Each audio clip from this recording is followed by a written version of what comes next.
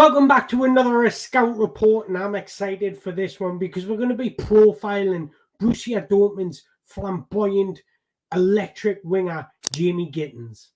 Also known as Jamie Bino Gittens, but he's taken out the Bino because he said it's too much for people to say. So we're just going to be calling them Gittens for this episode. I'm excited to get some Scout Reports back on the go. I have been working loads, so it's been tough to get them out there. But I'm excited for this one, and you should be too. So make sure you hit that like button. And if you are new here, please make sure you hit that subscribe button to support this channel. Following in the footsteps of Jadon, Sancho and Jude Bellingham, Jamie Gittens transferred from England to Bourussia Dortmund, especially Jadon Sancho because it came through the same academy, which was Manchester City.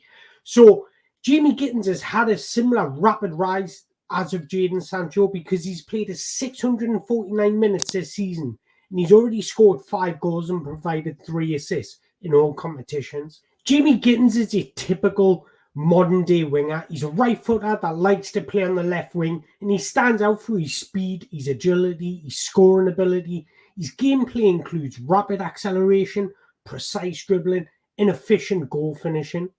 Gittens is a real creative force. He's capable of getting into dangerous positions, but he's also capable of creating numerous chances. He's happy on either wing, but he thrives when he has the freedom to move in field. He does this a lot at Bourussia Dortmund because Bourussia Dortmund like their fullbacks to attack, and this gives a license to wingers to move in field, getting into dangerous positions, finding pockets of space. So let's talk about his positioning for a moment. Well, he excels in tactical awareness because he's very good at finding positions to create space and opportunities for teammates. What I like about him the most is his ability to lose markers.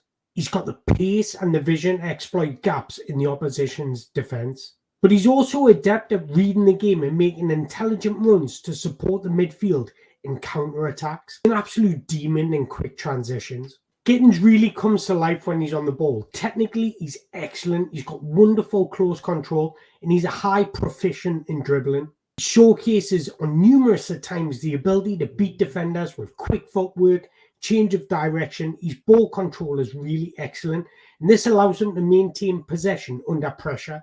In terms of physical attributes, Gittens stands out for his exceptional pace and acceleration, which makes him a consistent threat on the wings. Just that, his agility and his excellent balance enabled him to manoeuvre through tight spaces and pass defenders at ease. One thing I will say is his physical strength and aerial ability is room for improvement, but his overall physical attributes such as pace, balance, agility, acceleration make him a formidable threat. So when he's on the ball, he's a blistering quick, agile dribbler. He might not have the pace over longer distance like Mbappe, but he stands out for his acceleration under short distances, and that allows him to create exceptional separation from his markers. This allows him to be remarkably comfortable working in tight spaces, and his exceptional dribbling ability means he's extremely useful against deep defenses. Now, my personal favourite thing about Jamie Gittens and what makes him stand out from most is he's strong on both feet.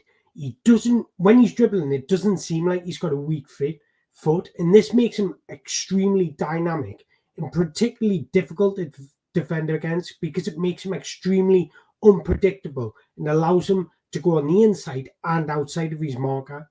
This boasts in him having remarkable dribbling statistics. Look, he's sitting in the 99th percentile for take-ons attempted, sitting in the 97th percentile for successful take-ons, progressive carries 87th percentile, carries in the final third 87th percentile. That's probably so low because he often receives a ball in the final third already, which is why he's sitting in the 92th percentile for carries into the penalty area.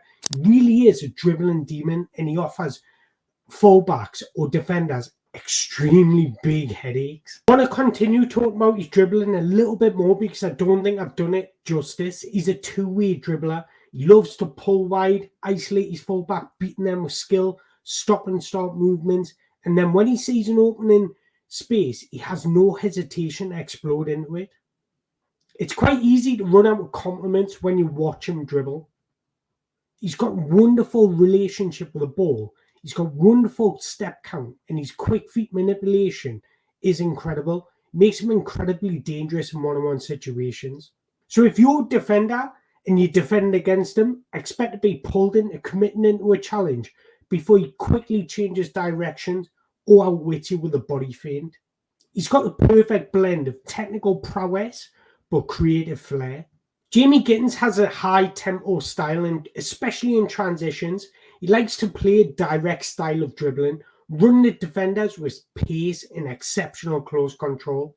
But when he's playing on the left wing, expect him to cut inside, and then expect him not to be shy to have a go at goal. He's able to have a strike at goal himself or create for others, and I don't say this quite often, although it's not perfect 100% of the time, but nobody is, unless you're Cole Palmer. His decision-making is actually really impressive for a young, inexperienced player. It's no surprise to see most of his goal and shot-creating actions come after a take-on. Because he's so dangerous with the ball at his feet, he often draws attention towards him. So defenders will try and double up on him, even triple up on him, and this just frees up other teammates. So he's a huge asset to any attacking side. His dribbling has such substance. He can modulate his speed, accelerating, deaccelerating. He can chop and change his direction in an instant. He can use body feints to beat players in one-on-ones, but he also does it going through large groups of players. But he's not all style without substance. His decision-making on when to release the ball, how to release the ball, who to release the ball to is very impressive for a young, inexperienced player, as I've just mentioned. Like I say, I don't think he 100% always gets it right, but the majority of the time he does. He makes the right decision more often than not, and he keeps it very simple. He doesn't always force the situation. Little 1-2s, give and goes. And what I like about him the most, he's so good at just laying the ball off and driving into space. You look at Mo Salah's movement where he just comes inside and tries to get close to the centre forward and plays almost not next to him, but in those inside channels. Jamie Gittens does exactly the same, and it's beautiful. This sort of movement not only helps him, but the whole team. He generally stays wide to either receive the ball before cutting inside, or you'll peel out wide before making his movement inside. It's really unpredictable for the defender to defend against. Jamie Gittens is constantly on the move, and this offers more than just the ability to dominate and isolate in one-on-one dribbling situations, especially in wider channels. He has a really nice awareness of space. He can find space between the lines to receive the ball or make those killer runs after 1-2 combinations. What I like about him the most is he tries to get into the penalty area when needed, looking to attack the left half space. So what's he like in defensive transitions? Well, he actually works tremendously hard. He tracks back well. He's a willing runner and gets into shape extremely well. But what he does lack in defensively is his physicality. I said it earlier on, it's an area of an improvement for him. But I would like him to improve this without losing any of his acceleration or agility. So he needs to get the combination right and find the right balance. But generally, his consistency in challenging opposition is extremely low. And sometimes he does have the tendency to panic, especially deep in his own half. He tends to just hoof the ball upfield without any substance to it or without trying to find a teammate. So that's an area of improvement that he could make. Again, this probably comes with experience in just being more composed in situations. Now, I've just spoke about his decision-making. I thought his decision-making is really impressive, like I mentioned earlier. But one thing that needs to be improved is the execution. Sometimes his weight of pass is either too heavy or too light. So this is something that he's going to have to improve on, just that weight of pass, that attention of detail, because he's making the right choices, but he just needs to get the execution right, because this is fine margins in football, and this can be the difference between winning a game, drawing a game, or losing a game. And as you can see on the screen, his shot-creating actions and goal-creating actions after a live pass isn't where it should be for a player of his quality and a player that's constantly in the final third trying to make things happen. And then finally, aerially, he's not very good aerially, and To be honest, right, I'm going to be honest here, not many wingers are.